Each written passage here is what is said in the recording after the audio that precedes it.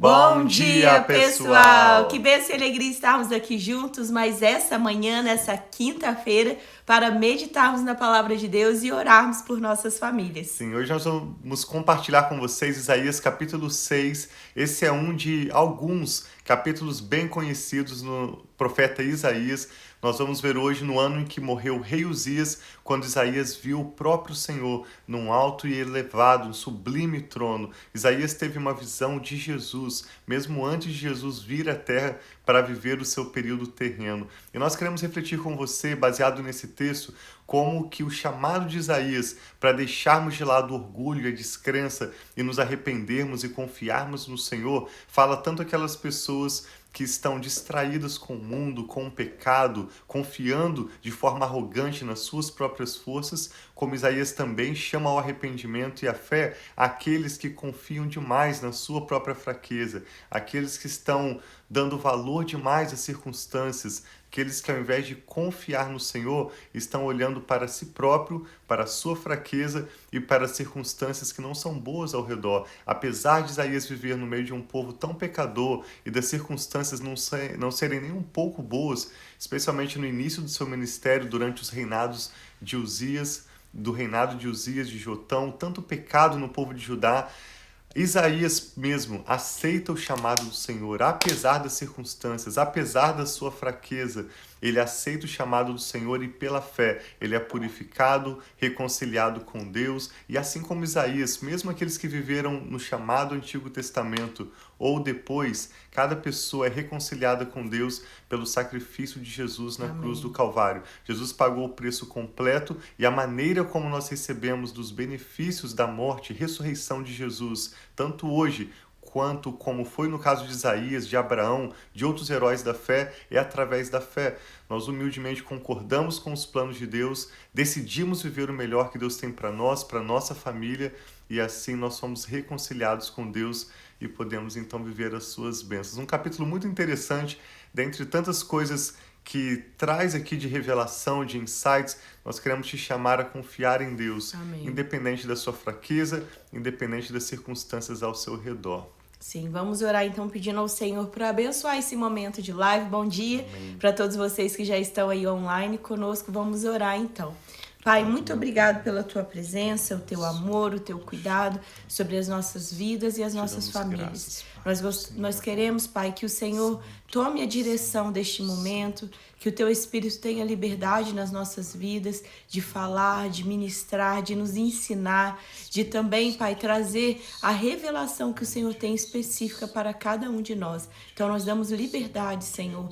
Tenha liberdade, use cada uma dessas palavras que serão declaradas aqui, Pai, para trazer fé, para trazer, Pai, restauração sobre vidas e famílias. Amém, Nós te Pai, louvamos sim, e te agradecemos em nome de Jesus. Amém. Nós chegamos então no momento do chamado de Isaías. Isaías viveu cerca de 8 séculos antes de Cristo e ele teve um longo ministério profético durante o período de 4 reis de Judá.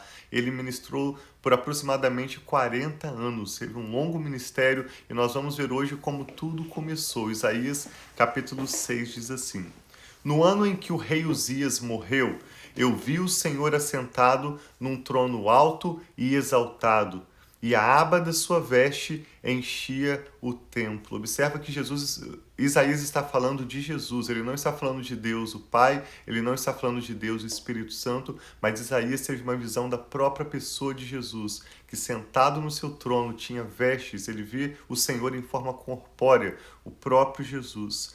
Acima dele estavam serafins, cada um deles com 6 asas, e esses não são anjos comuns, esses são outros seres criados para estarem ao redor do trono de Deus, guardando a glória de Deus e o adorando sem cessar. Os serafins com 6 asas, 2 cobriam o rosto, com 2 cobriam os pés e com 2 voavam. E eles proclamavam uns aos outros, dizendo: Santo, Santo, Santo é o Senhor dos exércitos. A terra inteira está cheia da sua glória. Ao som das suas vozes, os batentes das portas tremeram e o templo ficou cheio de fumaça. Então gritei: Ai de mim! Estou perdido, pois sou um homem de lábios impuros e vivo no meio de um povo de lábios impuros. Os meus olhos viram o Rei, o Senhor dos Exércitos. Amém. Logo, um dos serafins voou até mim, trazendo uma brasa viva que havia tirado do altar com uma tenaz. Com ela, tocou a minha boca e disse: Veja, isso tocou os seus lábios, por isso a sua culpa será removida e o seu pecado será perdoado. Então ouvi a voz do Senhor conclamando: Quem enviarei e quem irá por nós? O chamado do Senhor tão conhecido. Isaías responde, e eu respondi: Eis-me aqui, envia-me. E ele disse: Vá e diga a este povo. Aqui Isaías recebe a mensagem que ele entregaria ao povo de Judá e Jerusalém. Estejam sempre ouvindo, mas nunca entendam. Estejam sempre vendo e jamais percebam. Torne insensível o coração deste povo, torne surdos os seus ouvidos e feche os seus olhos. Que eles não vejam com os olhos, não ouçam com os ouvidos e não entendam com o coração, porque não se convertam e sejam curados. Então eu perguntei: Até quando, Senhor? E ele respondeu: Até que as cidades estejam em ruínas e sem habitantes, até que as casas fiquem abandonadas e os campos estejam totalmente devastados, até que o Senhor tenha enviado todos para longe e a terra esteja totalmente desolada. E ainda que 1/10 fique no país, esses também serão destruídos. E ele conclui dizendo: Mas assim como o terebinto e o carvalho deixam o tronco quando são derrubados, assim a santa semente será o seu tronco. O Senhor dá a Isaías uma palavra de julgamento sobre aquele povo que seja confiando nas suas riquezas, nos seus ídolos, na sua própria força, ou aqueles que estavam olhando as circunstâncias ao redor e se achando fracos demais e não aceitando concordar com o propósito chamado de Deus, haveria julgamento para aquele grupo. Ele também conclui com uma mensagem de esperança, trazendo essa ilustração de uma árvore que tem o seu tronco no chão, mesmo depois de cortado. Jeremias também usa essa ilustração de que haverá um rebento, haverá um renovo, Amém. haverá esperança para aqueles que confiam no Senhor. Então, independente das circunstâncias ao seu redor, independente do quão capacitado ou capacitada, forte você se sinta, o importante não é a nossa pessoa ou as circunstâncias ao nosso redor, mas nós dizermos o sim, dizermos o amém, concordarmos com os planos que Deus tem para nós e para nossa família. Sim, é Deus que nos fortalece. E aqui nós vemos Deus mostrando que aquele povo, mesmo estando expostos à esperança e tudo, eles não estavam vendo, eles não estavam ouvindo, mesmo que estava ali. Então vamos orar também para que Deus nos dê, como nós sempre oramos aqui, até falamos já várias vezes com aqueles que acompanham mais tempo a live, que o Senhor nos dê olhos para ver e ouvidos para ouvir. Amém. Que nós possamos perceber a presença de Deus, os milagres que Ele faz, desde os pequenos aos grandes milagres que Ele faz diariamente em nossas vidas, os livramentos, a presença dEle, o cuidado, a provisão, que cada um de nós, mesmo talvez passando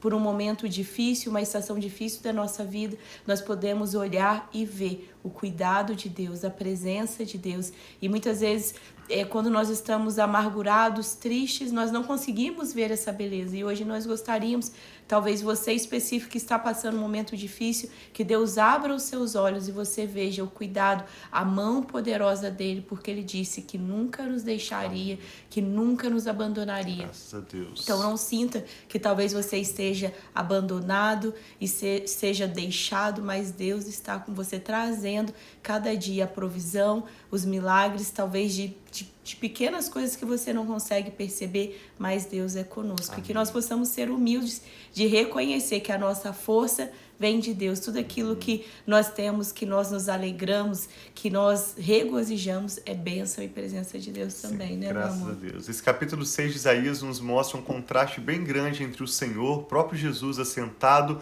no seu alto e sublime trono, e aqui embaixo o profeta Isaías, fraco, vivendo no meio de um povo pecador, mas esse contraste é uma boa ilustração para nos chamar a confiar em Deus. Apesar da nossa fraqueza, o Senhor é grande. O Salmo 40 diz: eu sou pobre e necessitado, mas ele conclui com a afirmação ainda mais forte: porém o Senhor cuida de mim. Amém. O apóstolo Paulo falou nessas palavras que quando eu sou fraco, aí é que eu sou forte, segundo os Coríntios 12. E o próprio Jesus disse que nós precisamos vigiar, orar em todo tempo, porque a nossa carne de fato é fraca, mas ele também disse: o Espírito está pronto. Então te encorajamos a deixar de olhar para si próprio, para as circunstâncias ao seu redor, e levante os seus olhos, olhe para o Senhor, de onde você vai receber força e esperanças renovadas. Lembro também do Salmo 5, tão lindo, verso 3, que diz: os que olham para ele estão radiantes de alegria, e o seu rosto jamais mostrará decepção. Queremos orar com você. O que o Espírito Santo está falando ao seu coração? Quer orar, por favor? Sim. Pai, muito obrigado. Nós juntos viemos a Ti, Pai, declarar que só o Senhor é Deus e não há outro, Pai, que se compara a Ti. Que o Teu amor, Pai, a Tua presença seja sobre as nossas vidas e que nós possamos reconhecer, Pai, que a nossa força vem do Senhor, Amém. Que a nossa alegria vem do Senhor, que a nossa provisão vem do Senhor. O Senhor é o Deus, Pai, que criou o céu e terra e tudo que nela existe. Então, que nós possamos reconhecer, Pai, a grandeza, o favor, a presença do Senhor, mesmo em momentos difíceis, mesmo, Pai, quando parece que tudo está indo ao contrário daquilo que nós temos expectativas e esperamos, mas ainda assim, Pai, o Senhor é Deus e reina no Teu trono. Obrigada, Pai, que a Tua glória, como hoje foi declarada, esteja realmente enchendo a terra e as nossas vidas, que nós possamos reconhecer o Senhor nos nossos caminhos e que o Senhor mesmo, Pai, venha endireitando cada uma das veredas, abençoando cada uma das famílias aqui representadas. Pai, fortalece-nos, ajuda-nos a cada dia a viver a vida que só o Senhor tem para nós. Que o Teu Espírito tenha liberdade de ministrar, de nos ensinar, de nos mostrar o caminho, Pai, que nós temos a seguir.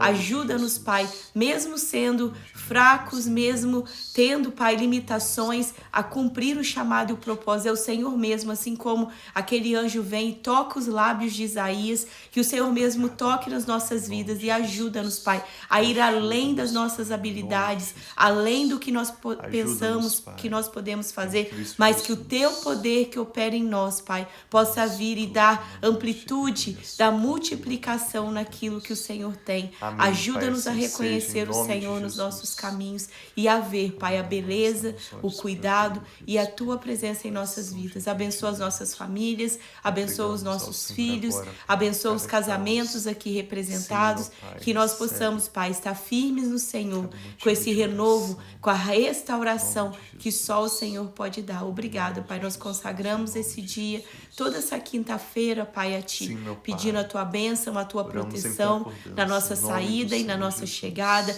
aonde nós estivermos, que o Senhor esteja conosco. Nós Te louvamos e agradecemos em nome de Jesus. Amém. Deus abençoe muito a sua família. Obrigado por compartilhar essa ministração com alguém de quem você se lembra agora, que pode também orar conosco, ser abençoado através desse tempo de meditação na Palavra de Deus. Até amanhã. Deus abençoe muito vocês. Nós amamos vocês. Um abraço.